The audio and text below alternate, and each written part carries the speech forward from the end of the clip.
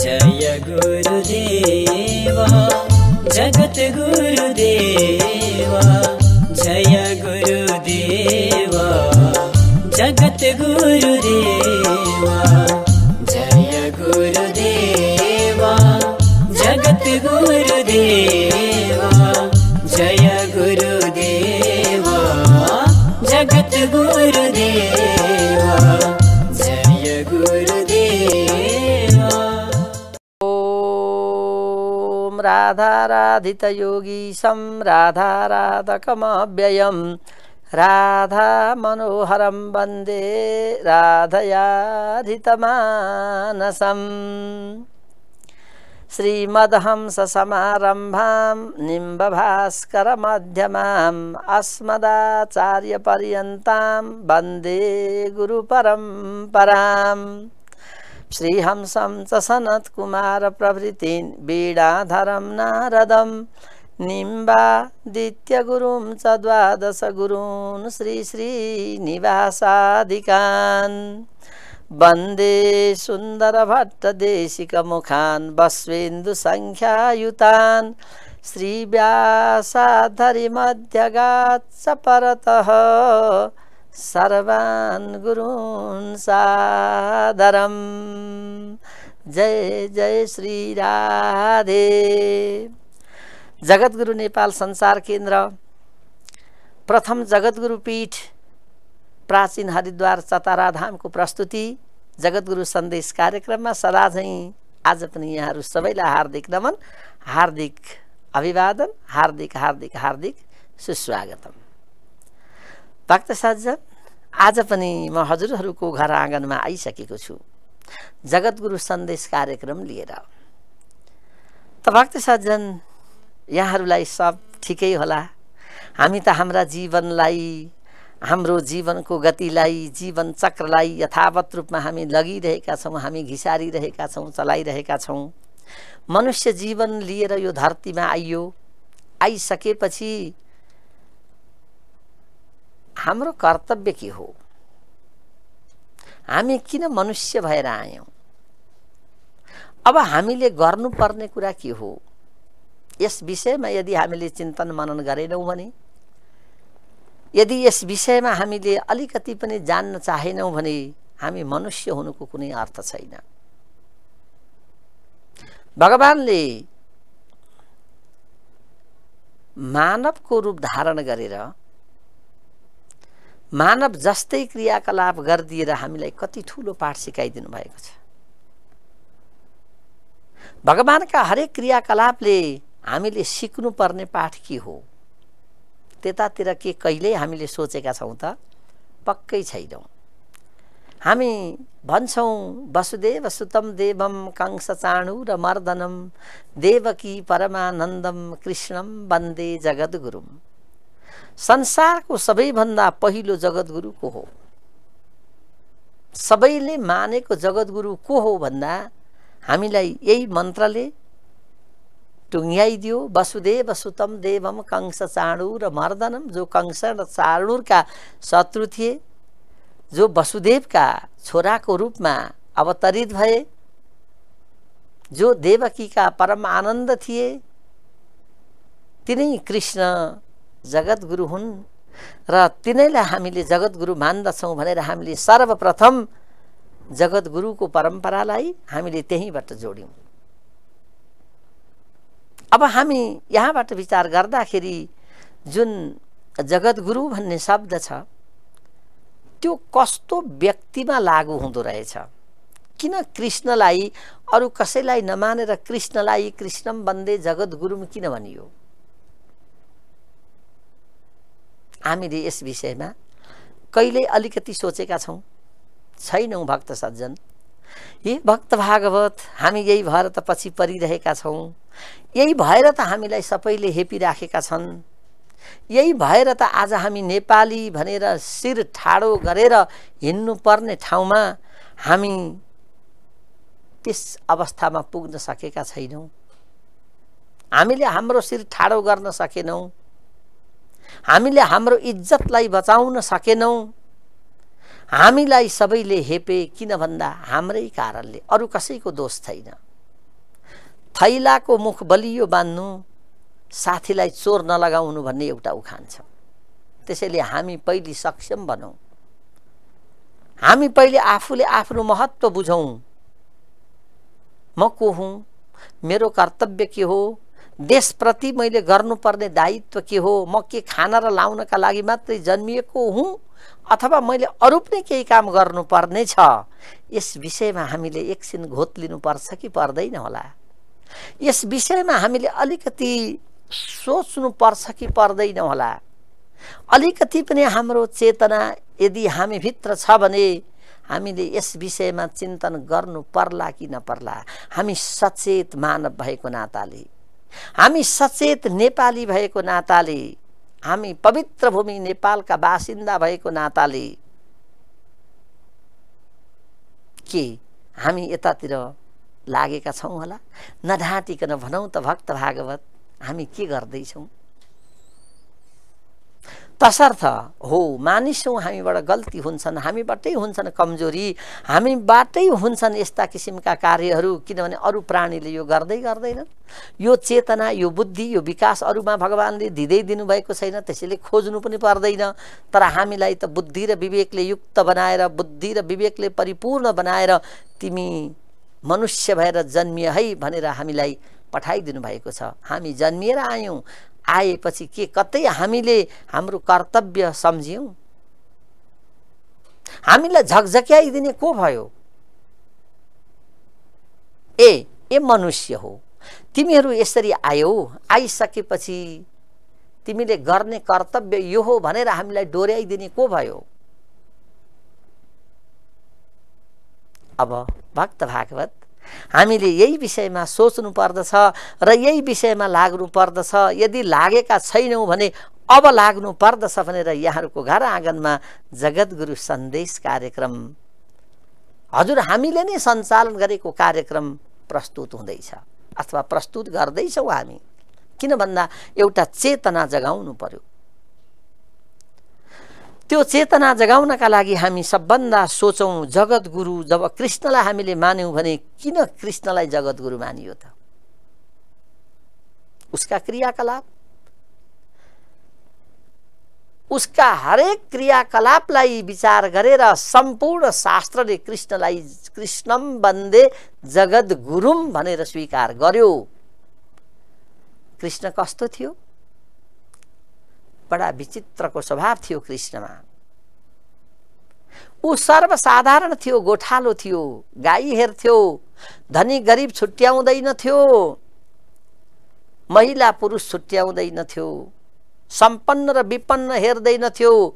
ऊ मात्रै के हेर्थ्यो भने सबैको कल्याण कसरी हुन सक्छ, सबैको उन्नति र प्रगति कसरी हुन सक्छ भनेर उसले ग्वालबालसँग खेल्यो।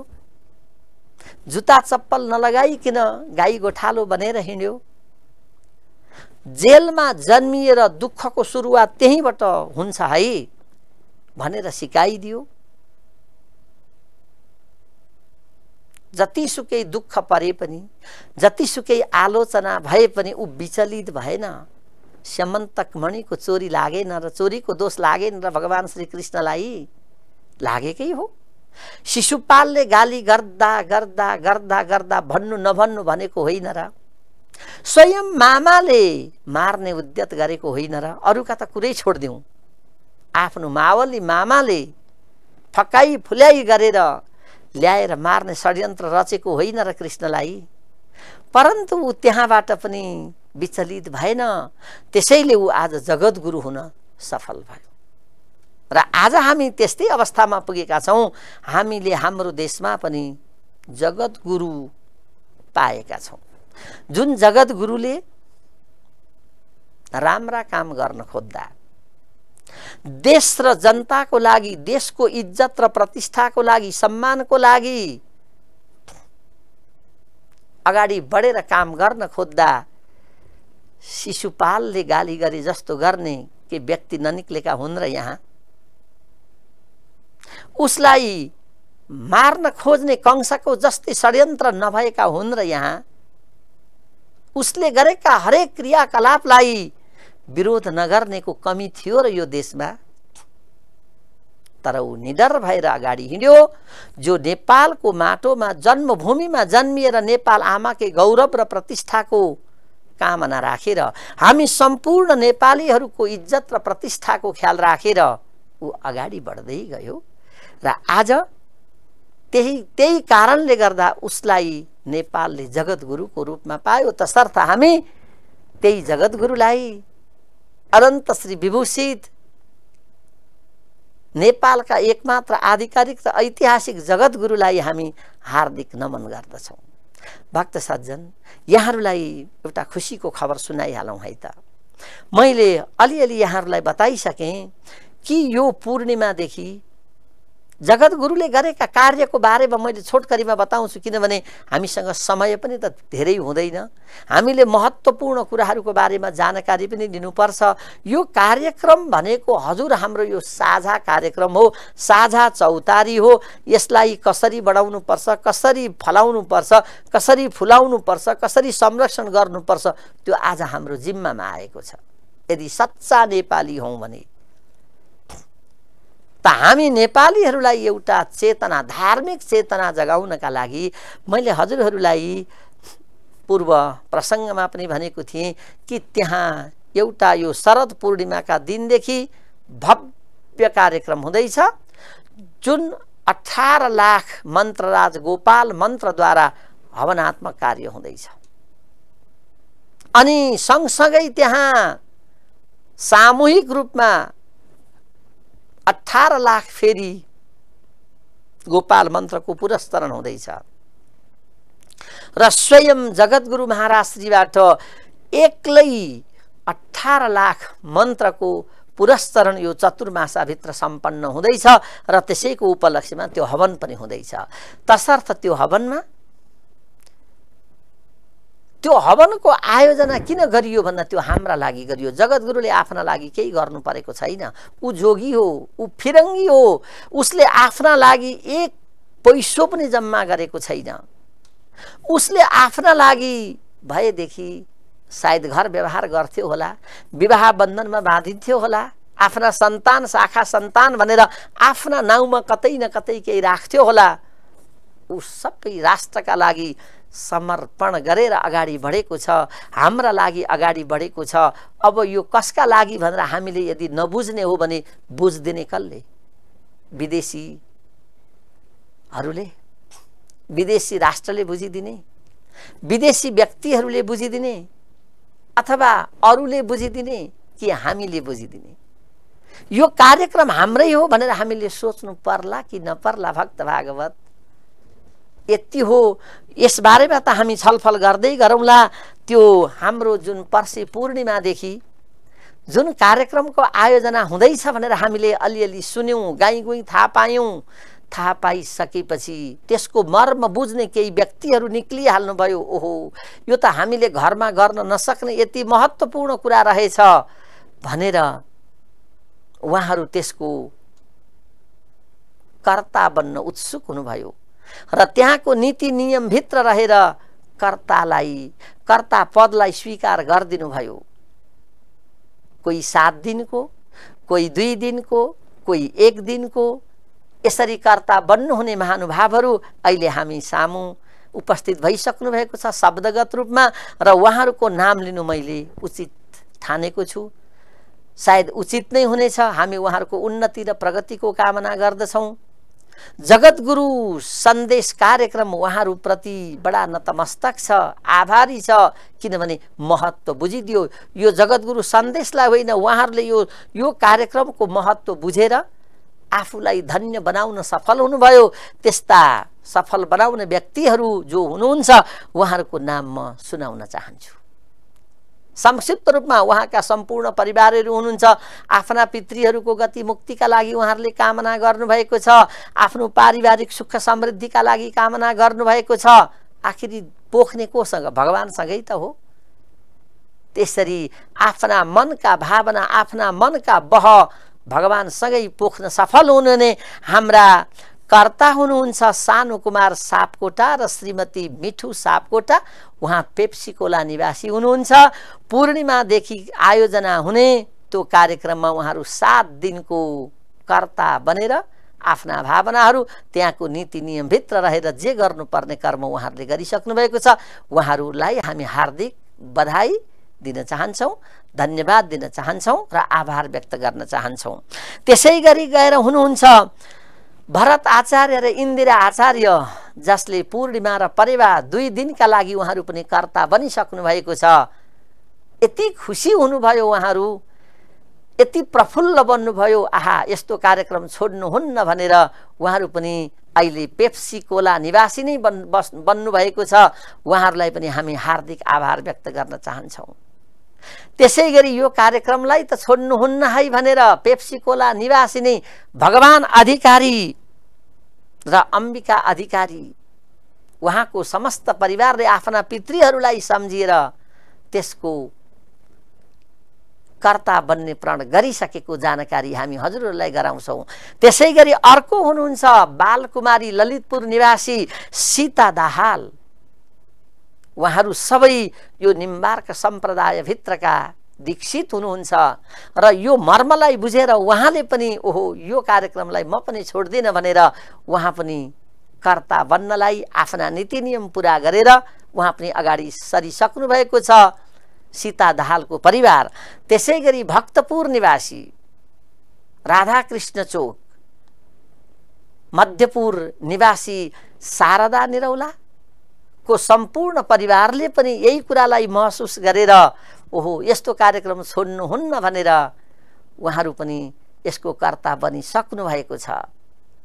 शारदा निरौला, शम्भु प्रसाद निरौला र परिवार। आखिर यहाँ भएका यी जो कर्ता हुनुहुन्छ उहाँहरूले आफ्नो परिवारको सुख शान्तिका साथै आफ्ना पितृहरूको गतिमुक्ति भगवानसँग त्यसको कामना त गर्नै पर्यो र भगवत प्राप्तिको कामना राखेर उहाँहरू यो कार्यक्रमको कर्ता बनिसक्नु भएको यो सुखद समाचार आजकै दिनबाट मैले हजुरहरूलाई निवेदन गरिसकेँ र यस्ता धेरै भक्तहरू अब जोडिँदै हुनुहुन्छ। त भक्त सज्जन जोडिनु ठुलो कुरा होइन। ठुलो कुरा के हो भने अब यहाँनिर हामी कुरा गरौँ कि जगत गुरुले यस्ता कार्यक्रम कसका लागि गरिराखेको छ अथवा जगतगुरुबाट यस्ता कार्यक्रमहरू सञ्चालित जुन भइरहेका छन्, सञ्चालन जुन भइराखेका छन्, ती कार्यक्रमहरू कसका लागि, यति कुरा आज हामीले बुझ्नु परेको छ। यी सम्पूर्ण कार्यक्रमहरू तपाईँ हाम्रा लागि हुन्। जगतगुरु स्वयंले गरेका यी कार्यक्रमहरूको महत्त्व आज हामीले नबुझिदिए अब बुझ्दिने कसले? जगतगुरु कसका लागि? उसको आफ्नो नाउँमा एक मुट्ठी माटो पनि छैन, एक चिम्टी माटो पनि छैन, तर उसले आजसम्म हजुरहरूसँग मागेर हिँडेको छ भने 1 रुपियाँ मागेको छ। त्यो पनि 75 फिट अग्लो नेपाल माताको मूर्ति निर्माण गर्नका लागि मागेको छ। छिन्न भिन्न भएको विभिन्न कारणले टुटेर फुटेर गएको नेपालीहरूको मनलाई जोड्दै जोड्दै जोड्दै लगेर पूर्वमा जन्मिएको एउटा बच्चाले पश्चिमको महाकालीमा लगेर 75 फिट अग्लो नेपाल माताको मूर्ति बनाउन कति माग्यो? 1 रुपियाँ माग्यो। अब हामी विचार गरौँ उसको भावना कति पवित्र छ, कति विशाल छ, कति उदार छ। ऊ झापामा जन्मन्छ, महाकालीको चिन्ता गर्छ, चतारामा बस्छ, हिमाल पहाडको सपना देख्न थाल्छ। ऊ सप्तकौशिकीको किनारमा बस्छ, महाकाली, कर्णाली, भेरी र अनि सेतीका गाउँ गाउँमा के हुँदैछ भनेर ऊ चिन्तन गर्छ। देश विदेशमा भएका नेपालीहरूको के हालत होला भन्ने उसलाई चिन्ता लाग्दछ भने आज भक्त सज्जन हामीले यही कुरा बुझ्नु परेको छ। जगतगुरु महाराज श्रीबाट यस्ता कार्यक्रमहरू हुन्छन् भने यी कार्यक्रम कसका हुन्? यी हाम्रा हुन् कि होइनन्, कि जगतगुरुका हुन्? आज हामीले यही कुरा विचार गर्नु परेको छ, यही कुरा सोच्नु परेको छ र हामी अगाडि बढ्नु परेको छ। उहाँद्वारा सञ्चालित कार्यक्रमहरूमा जस्तो यही भनौँ 1 महिनासम्मको 18 लाख मन्त्रराज गोपाल मन्त्रद्वारा आहुति हुँदैछ, चरु हवन हुँदैछ। त्यो पनि विधि विधानपूर्वक दियो कलश गणेशको स्थापना गरेर, वास्तु पूजा गरेर, सर्वतोभद्र चक्र राखेर विधि विधानपूर्वक सारा गरिन्छ भने त्यहाँ कति खर्च लाग्ला, त्यहाँ कति सामानको आवश्यकता पर्ला र त्यो सामान जोगीसँग कसरी प्राप्त होला, जोगीले कहाँबाट जुटाउला। अब यो हामीले बुझ्नु परेको छ र यस्ता कार्यक्रम गर्नका लागि यदि हजुर हामी अगाडि बढेनौँ भने, हामीले नि ती कार्यक्रम हाम्रा हुन् भनेर सोचेनौँ भने अनि हामी कहाँ गएर के गरौँला, यो बडा सोचनीय विषय छ भक्त सज्जन। जगतगुरु कहिले गाईको चिन्ता लिएर अगाडि बढ्नुहुन्छ, कहिले नेपाल माताको मूर्ति निर्माणका लागि खाई नखाई लाई नलाई सारा दुःख गरेर 3 वर्षसम्म लगभग 3 वर्षको दाहिने परिक्रमा गरेर देशको भ्रमण गर्नुहुन्छ र घर घरमा गएर मलाई धेरै नदेऊ 1 रुपैयाँ दिए पुग्छ भनेर 1 रुपैयाँको भिख माग्नुहुन्छ र त्यसले मूर्ति निर्माण गर्ने संकल्प गर्नुहुन्छ, जो करोडौं रुपैयाँको योजना बन्छ। करोडौं रुपैयाँको योजना, त्यस्तो योजनामा संलग्न हुने ती जगतगुरु महाराज श्रीका यी कार्यक्रमलाई हामीले सहयोग गर्नु पर्ला कि नपर्ला, त्यो हाम्रो दायित्व हो कि होइन। हामी जो स्वदेश या विदेशमा बसेका छौं हामीले सोच्नु पर्ने हो कि होइन। जगतगुरु महाराज श्रीको योजना छ अन्न क्षेत्र चलोस्, ठाउँ ठाउँमा चलोस्। नेपालमा आएका, विदेशबाट आएका अथवा स्वदेशी तीर्थयात्रीहरू अथवा श्रद्धालु भक्तजनहरूलाई खुवाउन पाइयोस्, सुताउन पाइयोस्, बसाउन पाइयोस्, स्वागत गर्न पाइयोस्। यो पवित्र भावना बोकेर जगतगुरु आज अगाडि बढ्नु भएको छ।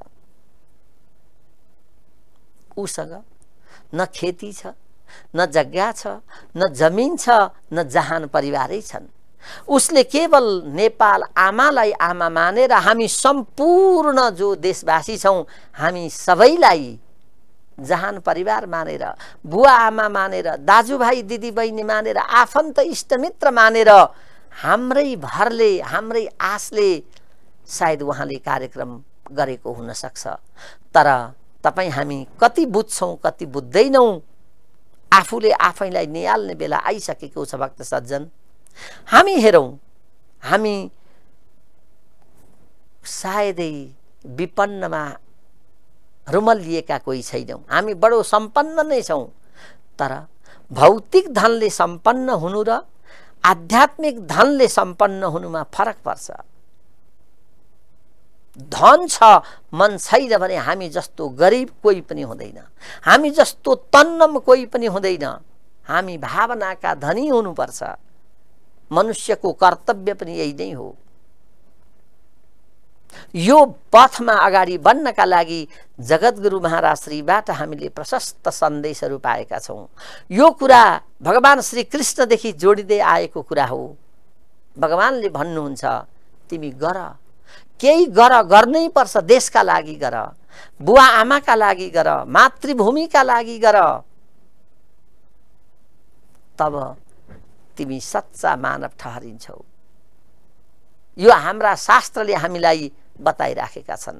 र शास्त्रले के भन्छन्? अष्टादश पुराणेषु व्यासस्य वचनद्वयम् परोपकार पुण्याय पापाय परपीडनम्। 18 पुराणमा व्यासका दुईटै मात्रै वचनलाई हामीले सम्झिदियौं, हामीले दुईटै मात्रै वचनलाई मनन गर्यौं भने पुग्यो। किनभने संसारमा छ त एउटा पाप छ, अर्को पुण्य छ। त्यो पाप र पुण्य भनेको परोपकार गर्नुभन्दा पुण्य अर्को छैन र परपीडा भन्दा अर्को पाप भेटिन्न भनेर जुन किसिमले शास्त्रले बताए, आज हामीले त्यही कुरालाई मनन गर्नु परेको छ भक्त सज्जन, र हामी अगाडि बढ्नु परेको छ। हाम्रा जगतगुरु महाराज श्री जो अनन्त श्री विभूषित बाल सन्त मोहन शरण देवाचार्य नेपालको जब जगतगुरु बनेर आउनुभयो, त्यस पछाडि नेपालको उन्नति र प्रगतिमा कतिसम्म सफलता मिल्यो हजुर हामीले बुझेकै छौँ, देखेकै छौँ, जानेकै छौँ। आज नेपालको इज्जत बढ्नु भनेको हाम्रो इज्जत बढ्नु हो कि होइन? नेपालको प्रगति भनेको हाम्रो प्रगति हो कि होइन? यो कुरालाई हामीले मनन गर्नु परेको छ। तसर्थ भक्त सज्जन, हामी यो जगद्गुरु सन्देश कार्यक्रम मार्फत हामी सबै एक हौँ, एकजुट हौँ र अगाडि बढौँ र यस्ता कार्यलाई सम्पन्न गरौँ भन्ने यिनै कामनाका साथ आजको यो निर्धारित समय यही सकिएको हामीले जानकारी पाइसकेका छौँ। तसर्थ यति भन्दै यहाँहरूको मङ्गलमय शुभकामना यहाँहरूलाई व्यक्त गर्दै अहिलेलाई भने हरि ओम तत्सत। ओम असतोमा सद्गमय तमसोमा ज्योतिर्गमय मृत्योर्मा अमृतम गमय। ओम शान्ति शान्ति शान्ति। जय जय श्री राधे। जय गुरुदेवा जगत गुरुदेवा, जय गुरुदेवा जगत गुरुदेवा, जय गुरुदेवा जगत गुरुदेवा, जय